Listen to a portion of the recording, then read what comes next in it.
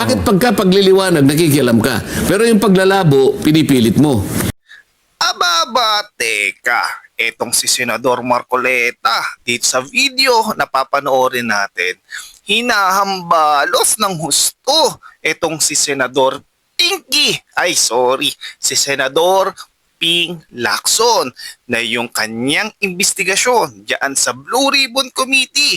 Wag na wag mo daw palalabuin.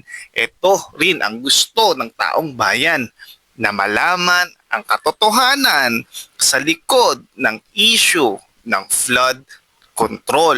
Dahil itong ginagawa nila diyan sa Blue Ribbon Committee, imbis na liwanagin ang usapan tungkol sa flood control, malaman ang mga mastermind sa likod nito at kung paano nila ginawa yung trilyong peso na pagnanakaw diyan sa gobyerno. Aba, mukhang pinapalabo.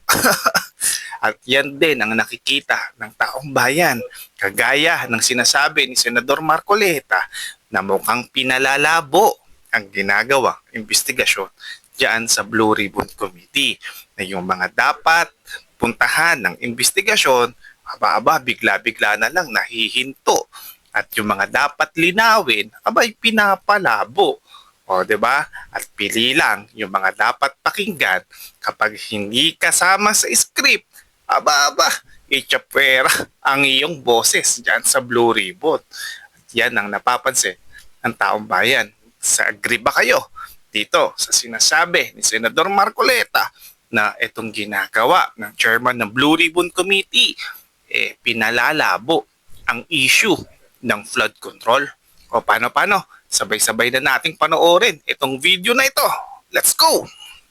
So, imbes na ito ang bigyan niya ng focus, ng pinaka-focus ng attention, sapagkat itong kailangan ayusin mo, naghihintay ang milyon-milyong kababayan mo. Dahil ikaw ang chairman yan. Pagkatapos pupunta ka na naman dito, pati yung pagliliwanag sana, para ngayon ay mapag-usapan ang lahat ng issue, may kinalaman sa masalimut na issue na yan. Sasabihin mo na naman, wag na kayo makipagdebate. Ano bang pakialam mo dito? Di ba? Lahat gusto niyang pakialaman. Siguro, baka sabihin niya, bilang senador ng bayan, siyempre, baka may pakialam din po sa Sen, di ba? Pakialaman mo yung talagang makabubuti sa bansa natin. Yun. Bakit pagliliwanag, nakikialam ka? Pero yung paglalabo, pinipilit mo. Itong pinag-uusapan natin, yung flood control Ito yung liwanagin mo. Huwag mo palalabuin. Hindi pa tapos dito, sapagkat kung sakali makakuha kayo ng pipirma, kung sakali lang magtagumpay kayo, makakuha kayo ng pirma na labing isa. So it becomes the majority report. Okay? Majority report. O i-adapt natin. Okay? O paano ngayon? Pagtayo mo ngayon, ididepensa mo sa plenary yan. Yun ang proseso. Yun pala. Ito yung dapat nating bigyan ng pagpapalaga. Nilimas ang kababayan. Hindi mo pa nga naliliwanagan Ang daming malabo dito.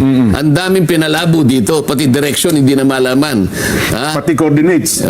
Pati coordinates. Noon pa sinabi ko na, pagkatapos tinangka nilang basagin, at tapos bandang huli, inamin na naman. Ngayon sabi niya, I'll make one emphasis. I will go wherever evidence leads us. Yun na nga, tindi nun, Sen. Natatandaan ko yun. Ano ngayon? Papunta lahat.